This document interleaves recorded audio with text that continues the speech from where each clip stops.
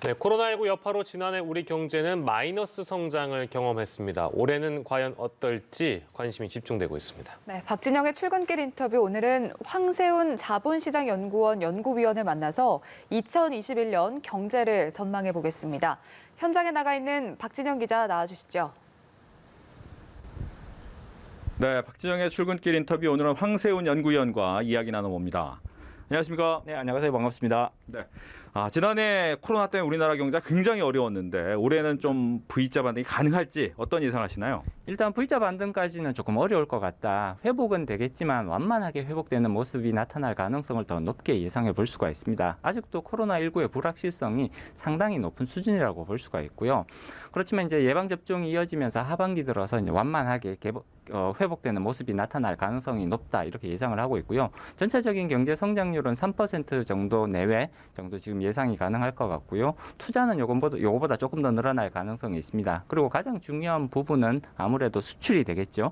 수출은 올해 작년 대비로 봤을 때는 5% 이상 증가할 가능성들이 예상이 되고 있고요. 이런 모습들이 상반기까지는 조금 이렇게 부진한 모습, 그렇지만 하반기 들어서 조금 더 회복세가 뚜렷해지는 그런 이제 형태로 진행될 가능성을 예상하고 있습니다. 네. V자 반등을 기대했지만 완만하게만 아마 상승한다면 더 기분이 좋을 것 같고, 하지만 이 고용 시장에 부는 찬바람이 과연 꺼질 수 있느냐, 이건 어떨까요?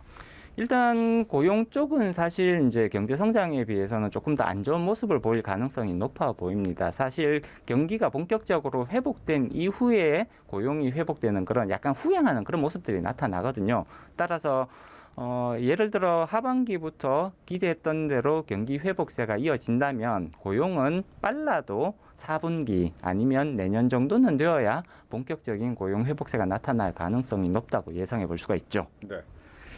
요즘에 또 가장 관심이 많은 게 이제 증시 부분입니다. 유동성 장세라고 해서 굉장히 많은 돈이 들어가고 있는데 3,100을 넘었고, 과연 이 성장세가 언제까지 갈지 어떻습니까?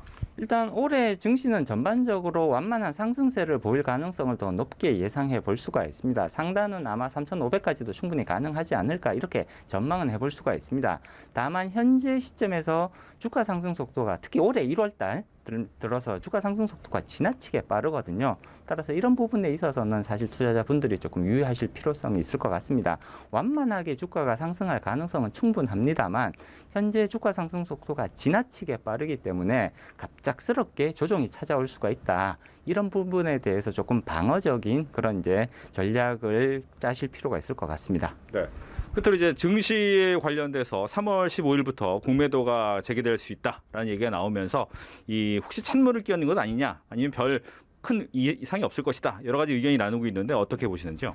일단 3월 달에 공매도를 재개할 필요성은 상당히 크다고 이제 개인적으로는 평가를 하고 있습니다. 지금 코스피가 지금 과열에 대한 우려가 오히려 커지고 있는 상황이거든요. 따라서 이럴 때는 시장을 다소간 진정시킬 수 있는 공매도 제도는 재개할 필요성이 크다고 볼 수가 있고요. 그렇지만 공매도가 실질적으로 재개된다고 하더라도 주가가 큰 폭으로 빠지게 될 가능성은 상당히 낮다고 봐야겠죠. 이전에 2번의 공매도 금지 시기가 있었고요. 그때마다 재개가 되었을 때 시장이 사실상 거의 크게 변동이 없었거든요. 따라서 이번도 지금 상승 추세에 있는 상황이기 때문에 재개된다고 하더라도 시장이 크게 출렁거릴 가능성은 상대적으로 제한적이라고 보고 있습니다. 네, 오늘 말씀 잘 들었습니다. 네, 고맙습니다. 지금까지 박진영의 출근길 인터뷰였습니다.